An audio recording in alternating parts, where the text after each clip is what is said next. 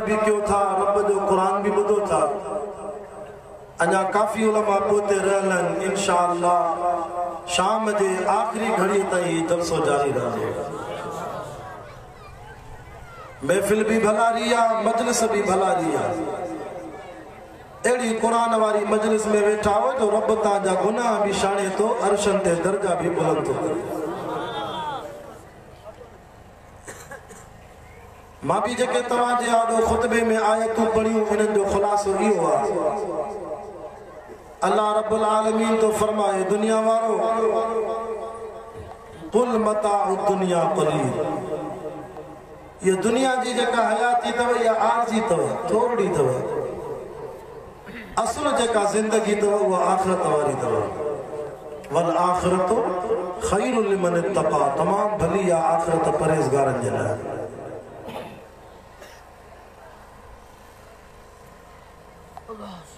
ब जहान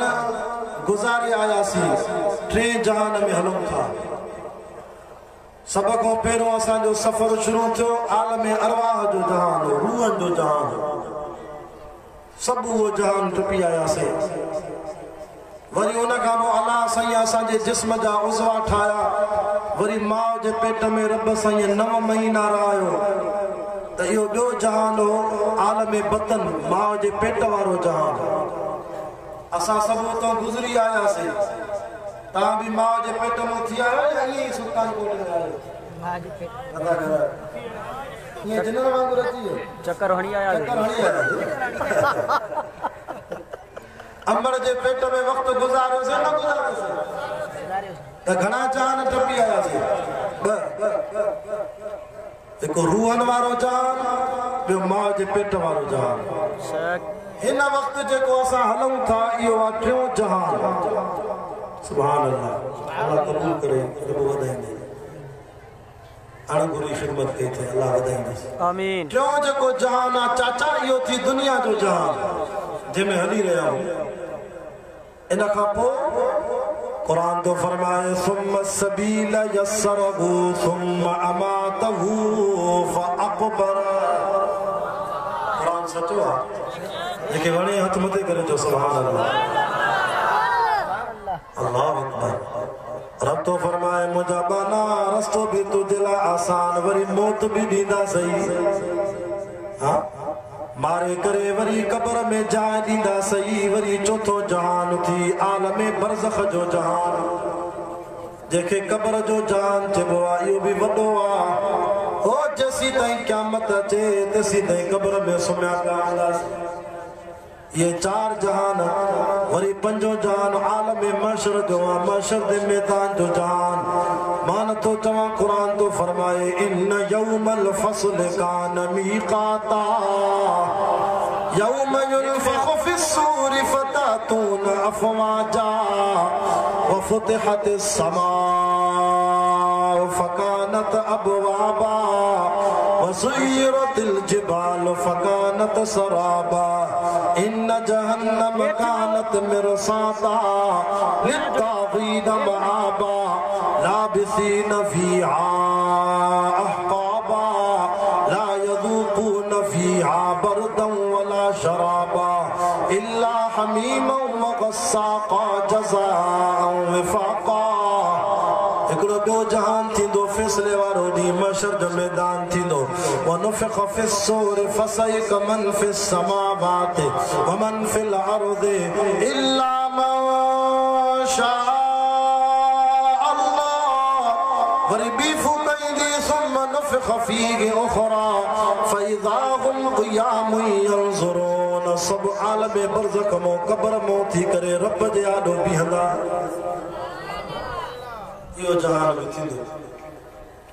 जाते नफ़्सी नफ़्सी जो आलम हूंदो। हर को चवंदो या रब नफ़्सी नफ़्सी नफ़्सी। नबी भी चवंदा या अल्लाह मूंखे बचा या अल्लाह मूंखे बचा। मोमिनाबाद वारो ज़रखेल वारो सुल्तान कोट वारो मंगरियो वाही ख़वाल मुसलमानो इर्दो गिद नवाजाल कुरान दाश्तो हिकड़ो ही होंदो महशर जे मैदान में जिंदी जुबान ते रुगो ही बोली होंदी या रब उम्मती उम्मती। सुभान अल्लाह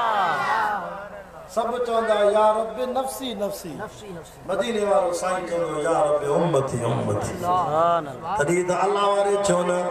क्या घड़ी होगी माशर में सब अंबिया जेके उर्दू सम्झंदा ॾाढा सुभान अल्लाह छा त ख़ल्क़ आहे या अल्लाह तुंहिंजो जलसो क़बूल करे आमीन घणी बशर काथों वठी आवा या ख़ल्क़ तुंहिंजी मोहब्बत में आया थे कुरान जी या रब्बी हाँ क्या घड़ी होगी माशर में सब अंबिया उम्मतों को न देंगे कोई आसरा उम्मतों को न देंगे कोई आसरा होगी सबकी जुबान पर यही एक सदा होगी सबकी जुबान पर यही एक सदा मुस्तफा के सिवा कोई चारा नहीं मुस्तफा के सिवा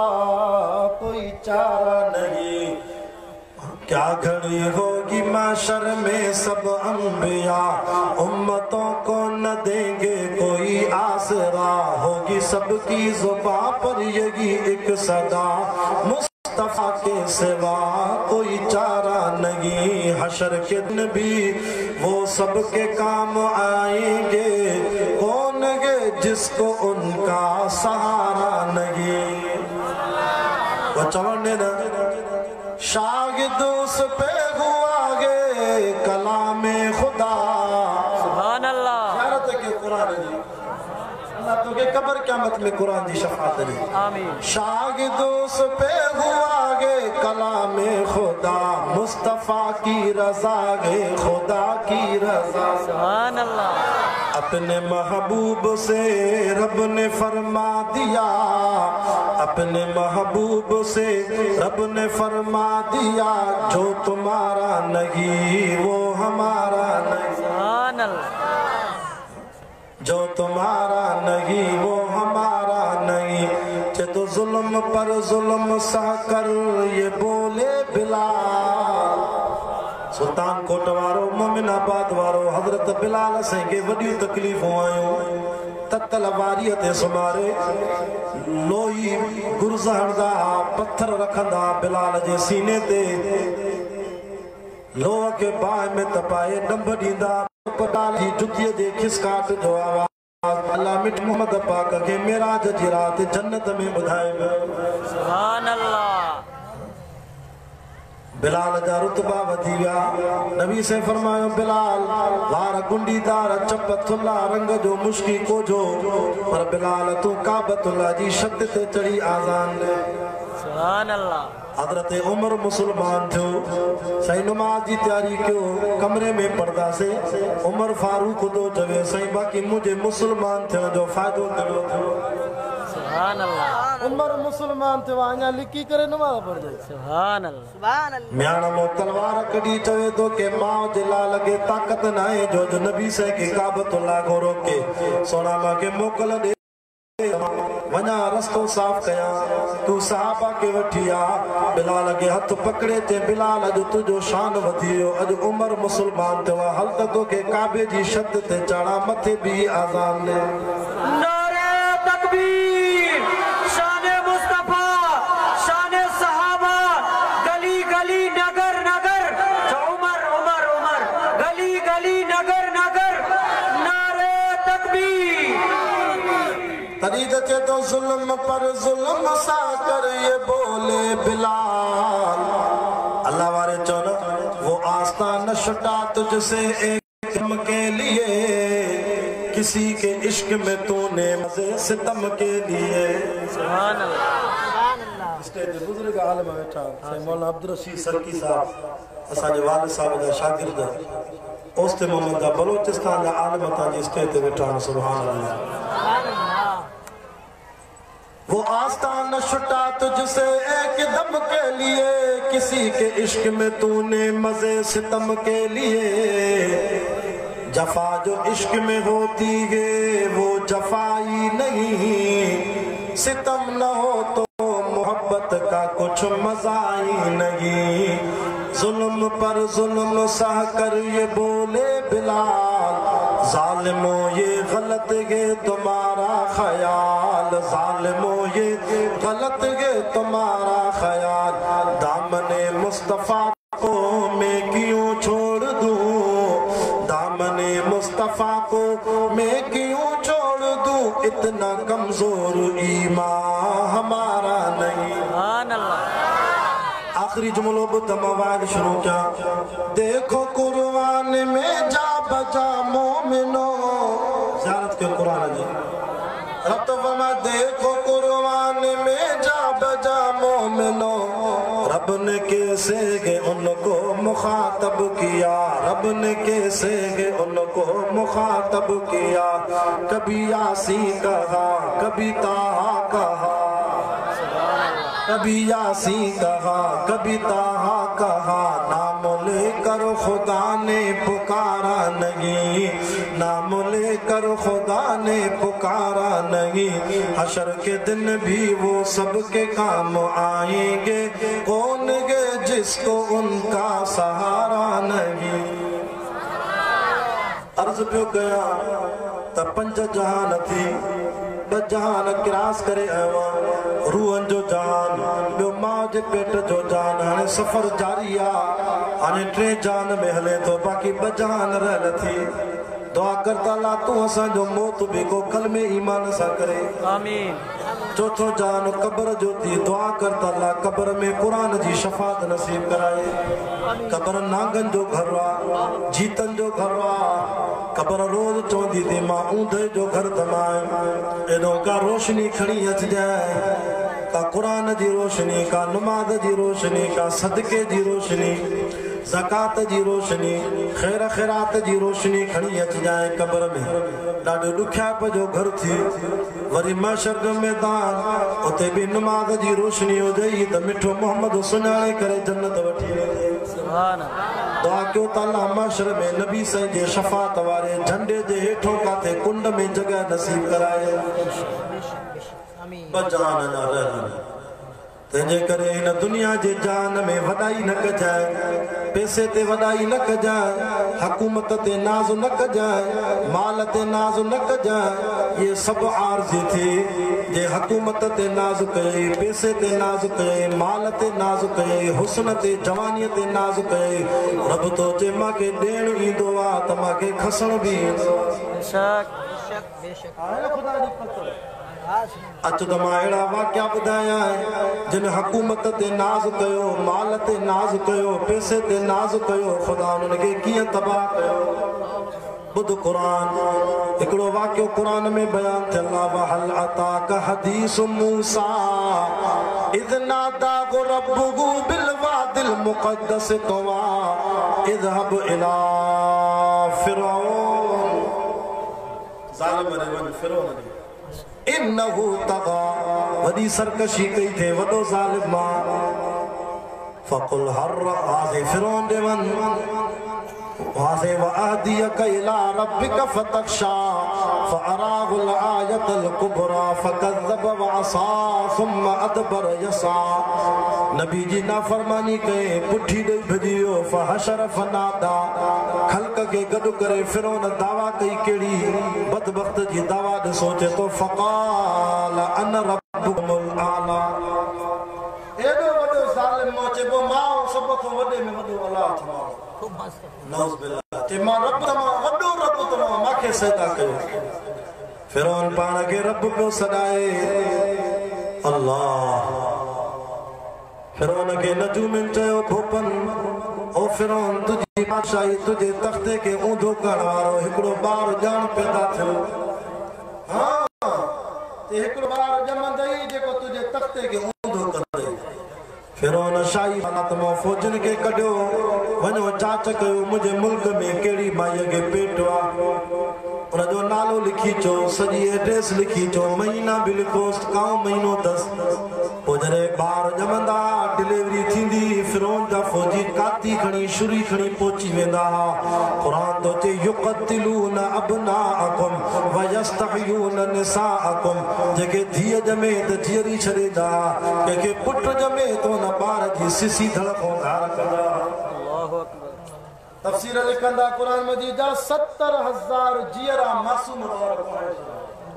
70,000 शान मां जी ममता हूंदी जेका 9 महीना पंहिंजे पेट में सूरत आहे तकलीफ़ थे 9 महीननि में उन औरत बेचारी सूर खाई बेहोश में ॿार ॼणे वरी होश में अचे त ॾिसे त पंहिंजे पुट जी सिसी होदी आहे धड़ हुन मां जी छा बददुआ हूंदी मज़लूम अमर जी उन बि त फिरौन जी तबाही लाइ दुआ कई हूंदी 70,000 ॿार कोई रब चयो फिरौन तू भी तू 70,000 मासूम कोया थी पर मां रब जी ताक़त अञा मथे आ हिकिड़ो ॿार पैदा कयां थो नालो रखंदोमांस मूसा अलैहिस्सलाम पर मां ख़ुदा पंहिंजी ताक़त सां दुश्मन तुंहिंजे घर में पाले ॾेखारींदोमांस ॾाढी ज़ात कंहिंजी आहे सुपर पावर केरु हथ मथे करे ॿुधाए अल्लाह अल्लाह सैया सागो मूसा अलैहिस्सलाम के पेटीअ जे ज़रिए दरिया में लुढ़दी लुढ़दी पेटी फिरौन जे घर पहुती फिरौन जी घरवारी बीबी आसिया मूसा नबी सां प्यार कयो फिरौन त चइबो इने खे बि मारींदुमि आसिया थी चए न मूंखे औलाद कोन्हे हिन खे पुट करे पालींदुमि बीबी आसिया मासूम मूसा नबी सां प्यार कयो अल्लाह इन प्यार जो सिलो इहो ॾिनो आसिया ए वॾो थे त मां तोखे मूसा नबी जी तौहीद वारो कलमो तो नसीब कराया तंहिंजे फिरौन खे कलमो नसीब न थियो पर उनजी घरवारी खे कलमो नसीब घरवारी कलमा थी पढ़े ला इलाहा इल्लल्लाह मूसा कलीमुल्लाह जा तराना पई पढ़े रब जी रहमत ॾिसो मूसा नबी जे मथो कलमो पढ़ण वारी फिरौन जी घरवारी हो खुदा जी दावा करे बिस्तरे में गॾु सुम्हण वारी घरवारी खे कलमो नसीब एॾो काविड़ जियो घरवारीअ खे मार ॾींदो हो हथ पेर रस्तनि सां ॿधी करे शीखा हणंदोसि लोई गुर्ज़ हणंदोसि बीबी आसिया रोई करे रब खे सॾे चवंदी या अल्लाह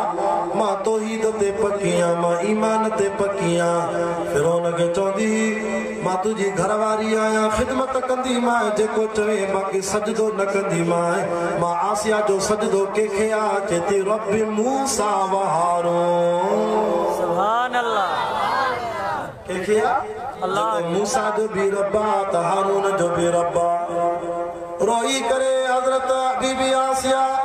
अल्लाह को जेका दुआ घुरी रब के दुआ एडी वणी वई रब क़यामत ताईं मिठे मोहम्मद जे कुरान में 28 सिपारे जी सूरत तहरीम जी आखिर में अल्लाह उहा दुआ भी लिखाई आहे पढ़ो दुआ चेती वज़रब अल्लाहु मसलन लिल्लज़ीना आमनु इम्रअत फिरऔन इज़ क़ालत रब्ब इब्न ली इंदक बैतन फिल जन्नह सुभान ओ मुझा अल्लाह मां आसिया जो जन्नत में हिकिड़ो कमरो त ठाहे अल्लाह हिकिड़ो कमरो ॾे हिन ज़ालिम में जान छॾाए मुर्स ज़ालिम हो वनजनी मिन फिरऔन वअमलिही वनजनी मिनल क़ौमि ज़ालिमीन रब इन ज़ालिम में मुंहिंजी जान छॾा मूंखे हिकिड़ो कमरो त जन्नत में ॾे अल्लाह फरमायो आसिया ख़बराइन तौहीद ते पकी थी ईमान ते पकी थी रुगो कमरो न ॾींदो मां जन्नत में कमरो भी ॾियां थो पर अच त मां तोखे फिरौन मो जान छॾाए मिठे मोहम्मद पाक सां तुंहिंजो निकाह कराईंदोसां मुर्स भी मदीने वारो साईं आसिया जी दुआ कबूल थी वई एडो फिरौन ते खुदा जी पकड़ आई अल्लाह हजरत मूसा अलैहिस्सलाम दे वही मोकली मूसा रातों रात पंहिंजी मोमिनन जी जमात के बारन कबीलन के वठी मुल्क छॾे वन फिरौन जो हल अॻिते वञी काथे ज़मीन आबाद कर मां रब जी जिते आसानी सां इबादत करे सघो मूसा नबी उम्मत के तैयार कयो मोमिनन जी जमात बारन कबीलन मां हजरत मूसा नबी सां गॾु हलिया सामान माल मता खणी वठी भगा एडो सुबह थियो फिरौन के खबर पई त सब भजी विया पाजी कौम के चे जल्दी कयो हथियार भी खणो लश्कर भी कढो सवारियूं भी कढो इनके न छॾींदासीं मूसा के मूसा जी जमात के हलदे हलदे हलदे हलदे मूसा नबी जो लश्कर मूसा नबी हलन था अॻियों दरिया अची वियो पोयों फिरौन दुश्मन जी फौज कढा मूसा अलैहिस्सलाम जा उम्मती गरीब परेशान था मूसा नबी के जो मूसा हाणे त हथ सां माराए होदो भजाए वठी आए अगो दरिया वा पोयो फिरौन दुश्मन थो अचे फौज समेत हाणे काॾे वेंदासीं ये तो मरी आदे हथ सां होदो दरिया हेडो दुश्मन विच में असां गरीब वाह नबी जवाब दिनो हजरत मूसा नबी जो घबरायो छो ता भली दरिया हुजे पोयो दुश्मन फिरौन हुजे असा के बचाण वारो असा सा गड्डा इन मई रब्बी सयहदी सुभान अल्लाह अब आयते तौहीद समझो तौहीद नबी आ खुदा जो चाचा नबी आ कोम के ये नथो चवे ते हेरिया घबरायो छो ता मां जो वेठो आ अजो का मुशरिकन जा पीर वली मुर्शिद बुजुर्ग औलिया बिदतन जा मुरीद के छा चवंदा ये पुठी टबे मां जो वेठो आ घबराए छो तो सब कुछ मां जो वेठो आ हेरे खुदा जो नबी आ अगो दरियावा पोयो दुश्मन अबू जहल जो लश्कर वो भी मूसा नबी ये न चयो मां जो वेठो आ घबरायो छो ता ना कुरान तो ते नबी ये चयो ता मुझे हाथ में कुछ अल्लाह जी ताकत सा सुभान अना बो मिसाल लिया तौहीद जो छलाला मोमिन आबाद के न इलाके के परे के गोठ वारन के सबने के तौहीद जो मरकज बनाए आमीन आमीन जो दादा आमीन होने वाली नजर कर इज अखरजहु الذين كفروا ثاني اثنين اذ هما في الغار اذ يقول لصاحبه لا تحزن لا تحزن لا تحزن ان الله معنا अबू बकर सिद्दीक साईं जंहिंजे वफ़ात जो ही महीनो थी 22 जमात सानी हिन महीने में 22 तारीख़ ते जंहिं सिद्दीक साईं जी अबू बकर साईं जी वफ़ात थी आहे उन जी झोल में मदीने वारो साईं 3 ॾींहं 3 रातियूं निंड पियो आहे घार में ईअं पियो चमके नबी साईं सिद्दीक जी झोल में जीअं जो तव्हांजे जलसे में सैयद हबीबुल्लाह शाह जे हथ में रब जो क़ुरान थो चमके नारे तकबीर शान मुस्तफा अज़मत मुस्तफा शफात मुस्तफा नारे तकबीर अल्लाह अकबर कबीरा वा सिद्दीक मां तुझी अज़मत तो कुर्बान वना सिद्दीक जी झोल में मुझो साईं चमके थो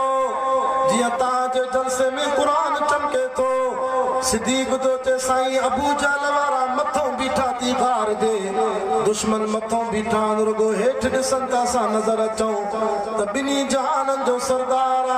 मां सजी दुनिया जा पीर मुर्शिद बुजुर्ग औलिया पीराने पीर लाल कलंदर मां सब कादरी चिश्ती नक्शबंदी शेरवर्दी औलिया मां नबी सल्लल्लाहु अलैहि वसल्लम जे कदमन जी जुती मुबारक जी दज़्ज़तों घोरो छना बिनी जहानन जो सरदार पांजे यार अबू बकर के ये न तो चवे सिद्दीक शाह दुश्मन बैठो आ मां जो बैठो आ नबी साईं चवे न मां जो बैठो आ सिद्दीक दुनिया छो पर नबी साईं जो भी जवाब इहो न जवाब काथे लिखल मां चैलेंज सा गलाया तो उलमा बैठा कुरान में जवाब लिखल सुभान अल्लाह सुभान अल्लाह छातो ते पंजे यार के इज़ अखरजहु الذين كفروا ثاني اثنين إذ هما في الغار नबी जो जवाब दो इज़ यक़ूल लिसाहिबिह ला तहज़न सिद्दीक गम न कर दुख न कर इन्नल्लाह मअना मा मोहम्मद सा सिद्दीक तो सा अल्लाह जो गॾु सुभान अल्लाह जंहिंजो रब तंहिंजो सब जेके रब रखे तके केर रखे बस इहो ही फर्क आहे असांजा बुजुर्ग अमरोट वारा सैयद असांजा जरार पौड़ जा बुजुर्ग असांजा दोस्त शाख जा बुजुर्ग असांजा शाहपुर चाकर वारा बुजुर्ग असांजा सुमरानी शरीफ वारा बुजुर्ग असां देवबंदिन जा बेर वारा बुजुर्ग हालेजी वारा बुजुर्ग जरार पौड़ वारा बुजुर्ग केके तावीज़ लिखी ॾींदा थी केके धागो पढ़ी ॾींदा थी केके पानी पढ़ी ॾींदा थी कंहिंजे घर में पर्दो कराए दुआ घुर वेंदा थी असांजे हथ में न आहे सभु कुझु अल्लाह जे हथ में और मुशरिकन जा पीर छा चवंदई पुट जाए हा मां दुआ कई मैं मेरे मिलई हा मां जो लिखियो मैं उन्हनि वटि मां आहे असांजे वलीअनि वटि मां न आहे असांजे वलीअनि वटि अल्लाह बाबा क़ुरान पढ़ूं था बाक़ी कंदो केरु अल्लाह थोड़ा सा तावीज़ लिखी ना त कंहिंखे दुआ लॻी कंहिंखे न लॻी पर हो छाता चवण जेके नथी लगे न ते पक दा हरामी वाह भी आ जे असा जो हुजे त लगे सा अल्लाह ये न कंदो कर गाल न वाह बीजिया न लहा बीजिया कोई मसलो नाहे असा जे वलियन जो ता जो असा जो इहो अकीदो वमा तशाउन इल्ला अयशा जे रब घुरंदो ई थींदो चो हलो वक्ते कुरान तो फरमाए फिरौन भी कढ पयो दुश्मन भी कढ अग्यो दरिया मूसा नबी के अल्लाह जो मूसा नबी घबराए न हथ में शाये ते लठया लठ के पानी में दरिया में हणण तू जो कम्मा दरिया जे पानी के वकोड़े सकोड़े विच दरिया में पानी के भित वांगुर ठाए जमो करे बिहारे 12 भितियूं ठाए 12 घिटियूं 12 रस्ता दरिया मो ठाइण मां अल्लाह जो कम्मा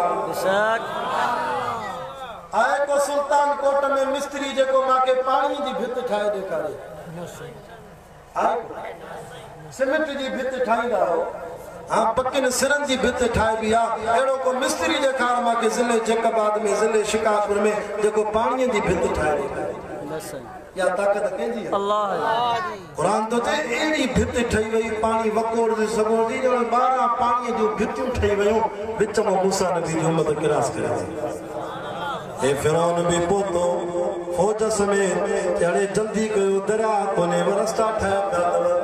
वो अग्यो बीठा तव जान पोता से जान मारियो से नन के फिरौन जो घोड़ो लथो पान भी लथो फौज भी लथी ओ जरे विच दरिया ते पोता तो रब जो हुक्म अचियो इन्नमा अमरुहु इज़ा अराद शय्यन अन यक़ूल लहू कुन फयकून रब पानी जी भित के चयो टुटी वन पानी पानी से मिली वने वडो आवाज थियो पानी पानी से मिली वो एडो पानी वधियो आसे सवे फुटन ताई फिरौन जा फौजी तबाह था फिरौन पान भी गोता पे खाए मरे पयो मूसा नबी दी जमात दिसे पई त दुश्मन किए तो मरे ओ खुश पाथने वा अल्लाह तुझी मदद मूसा नबी के फिरौन तो थे ओ फिरौन तो थे मूसा नबी मां के बचा मूसा अलैहि सलाम तो थे मौला अन्या फरक करे अन्या तबाह करे फिरौन तो थे मूसा नबी काल आमनतु अन्नहु ला इलाहा इल्लल्लाह आमनत बि बनु इसराइल हाने ईमान तो मूसा नबी तो अल्लाह जो नबी आ रब जो हाने कबूल कोने तुझो ईमान हाने तुझो ईमान कबूल ना वक्त पूरो थियो तबाह थियो चे तो मूसा नबी बची को न सकियो वाह खुदा तुझी ताकत जालिमन के गरक कए जगे हुकूमत ते नाज़ो अजू तबाह थियो तरी अल्लाह वारो इन शेर में चे तो न था हुकूमत का फिरौन को भी नशा जुल्म पर जुल्म खलकत पे करता रहा उर्दू समझो था ना जुल्म पर जुल्म खलकत पे करता रहा जब समंदर में डूबा तो कहने लगा जब समंदर में डूबा तो कहने लगा इस हुकूमत को पाने से क्या फायदा आंखें खोलो उठो